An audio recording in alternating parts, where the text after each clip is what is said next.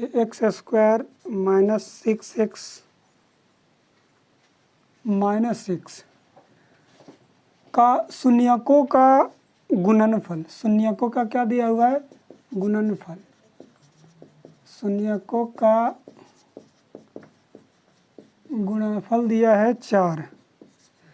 तो कह रहा है कि ए का वैल्यू निकालिए, फाइंड द वैल्यू ऑफ ए, ठीक है ना। फाइंड लिखिए ए इज इक्वल टू कितना, वाइट करना है मान लीजिए। तो क्या करना है, शून्यकों का गुणनफल दिया हमारा क्या है, अल्फा इंटू बीटा दिया हुआ है। अल्फा इंटू बीटा बराबर कितना है, 4, और alpha into beta is equal to होता है सी बटा ए होता है, ये होता है ना।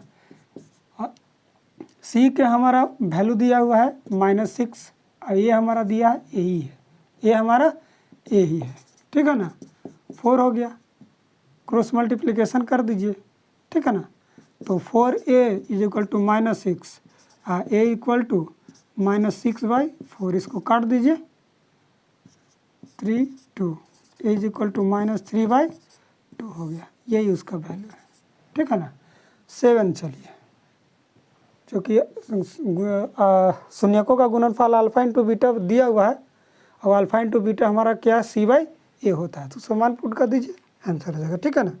अब दिया है कि समीकरण, इक्वेशन हमारा दिया है एक, x + 2y = 9 के लिए प्राकृतिक संख्याओं के में समुच्च में हल लिखना है। यानी कि ये एक ही हमारा समीकरण दिया हुआ है, समीकरण इसमें क्या है कि सॉल्व करते समय किसी का भी हल अपने से मान निकाल लीजिए, या y का वैल्यू निकाल लिए चाहे या x का वैल्यू, तो हम लोग x का वैल्यू पहले निकाल लीजिए, उधर चला जाएगा 9 - 2y हो जाएगा। इसमें क्या है, आप एक मान खुद से रखना और दूसरा मान खुद से ऑटोमेटिक आ जाता है। तो इसमें रख लीजिए, इफ अगर y का वैल्यू रखते हैं, y का वैल्यू कुछ में 1 2 3 4 0 से लेकर के 9 तक कुछ भी रख सकते हैं, अपना मर्जी, नेचुरल नंबर, ठीक है ना। तो y बराबर अगर मान लीजिए 0 रखते हैं, तो x का वैल्यू कितना आ जाएगा, 9 आएगा, 9 माइनस ऐसे रख लीजिए, तो कितना, 2 में 0 से गुना 0, x बराबर कितना है, ये चीज़ आया, ठीक है ना। और यदि y बराबर मान लीजिए कि 3 रखते हैं, इफ y बराबर 3, तो x का वैल्यू हमारा कितना आ जाएगा, 9 में से 3, ये हो जाएगा 9 और 6 घटेगा तो कितना, 3 हो जाएगा। अब समुच्चय में हल हमारा कितना आ गया इसका,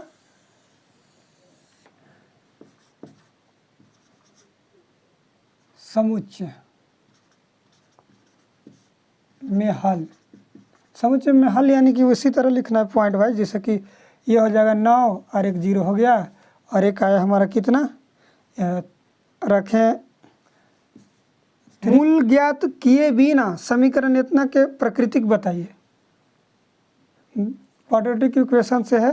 नेक्स्ट क्वेश्चन हमारा क्या है कि इक्वेशन दिया हुआ है 4x² - 8x + 3 = 0 के बिना मूल ज्ञात है, इसको प्राकृतिक बताना है। तो प्रकृति डी निकाल दीजिए, बी बेच कर डायरेक्ट पता चला जाएगा, ठीक है ना।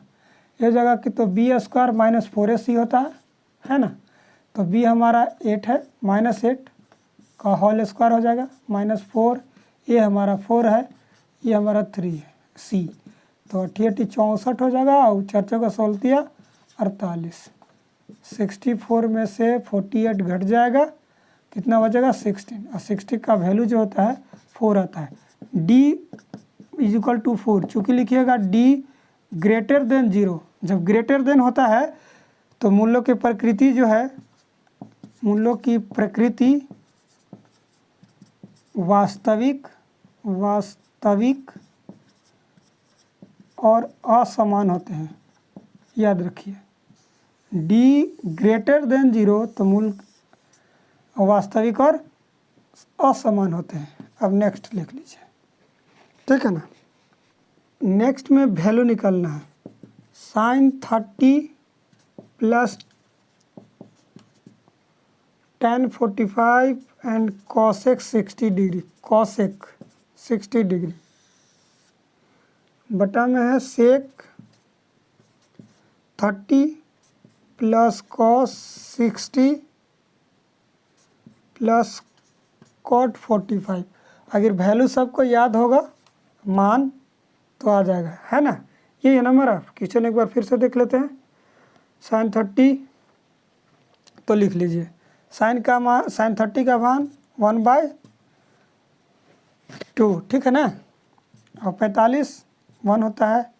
कॉसेक 60 2/√3, ठीक है ना।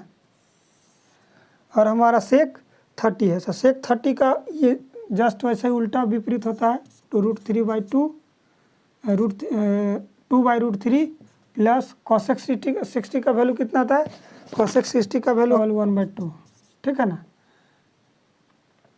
और कॉट 45 का वैल्यू 1 होता है, ठीक है ना। तो इसमें जोड़ घटाव कर दीजिए। एलसीएम लीजिएगा तो सॉरी इसको थोड़ा सा और नीचे करते हैं।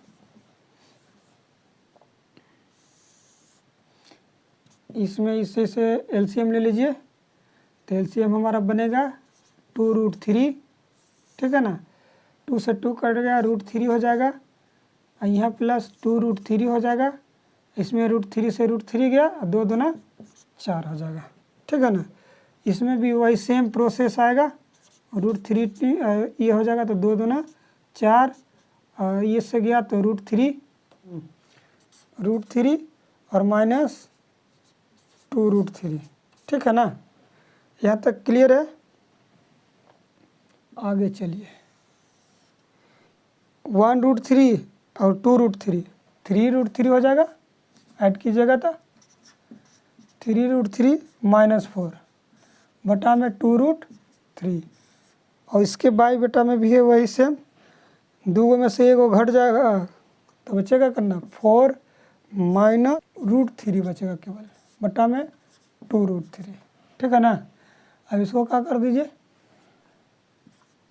3√3 - 4 बटा में 2√2, ये ऊपर चला जाएगा, ये ना, ये है 4 - √3, इससे ये कट जाएगा, √3 - 4 बटा में ये भी 3 हो जाएगा, बीच में प्लस, चलिए हो गया, ठीक है ना।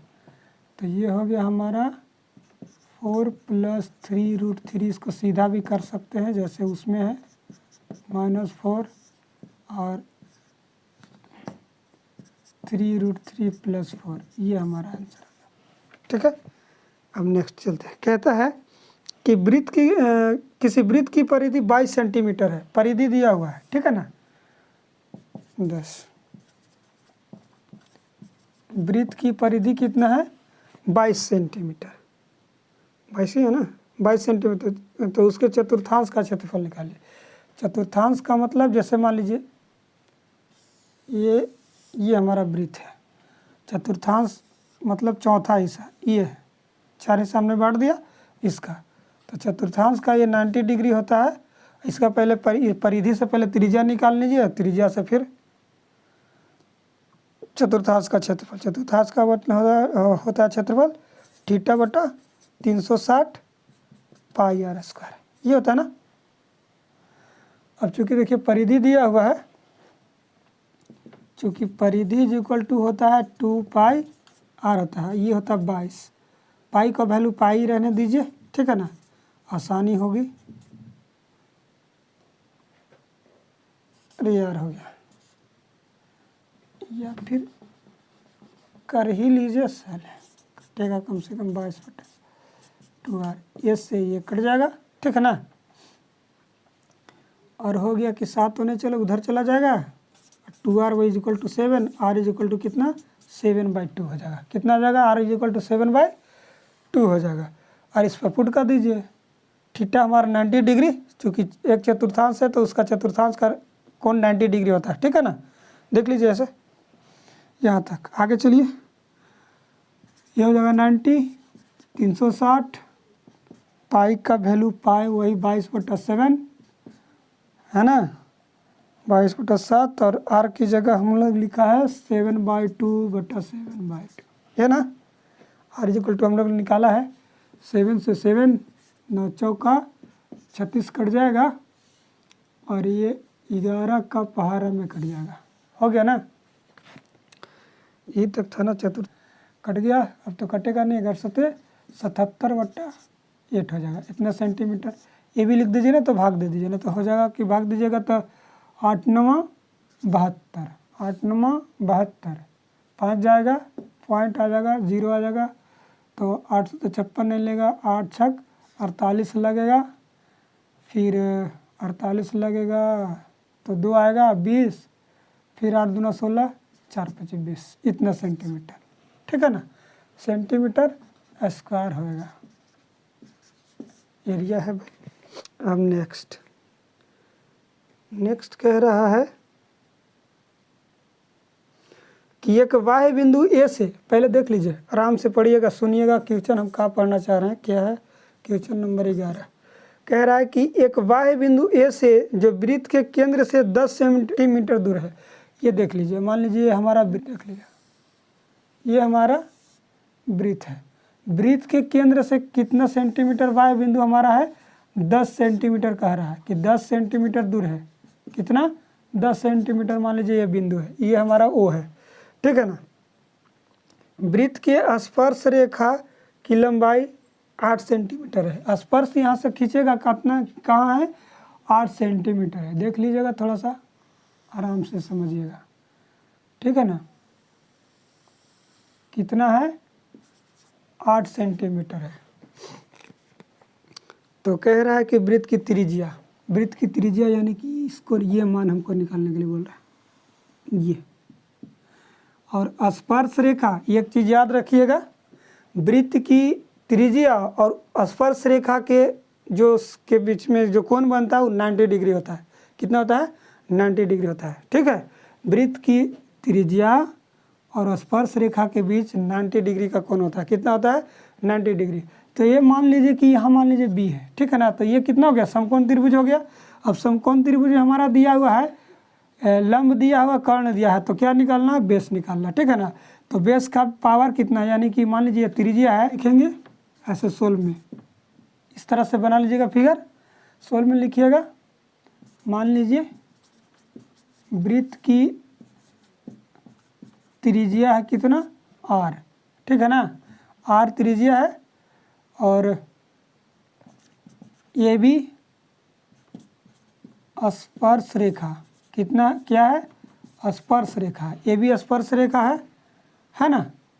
केंद्र से 10 सेंटीमीटर दूर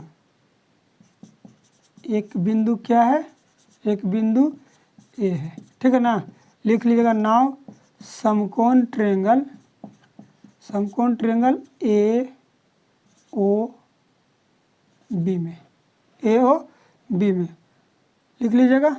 r इज इक्वल टू हो जाएगा ओ बी का, नहीं ओ ए का स्क्वायर में से ए बी के स्क्वायर घट जाएगा। ठीक है ना, अंडर रूट हो जाएगा।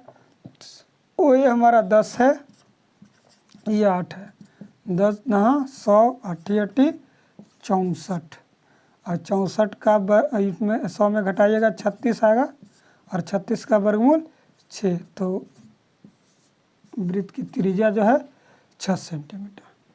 ठीक है।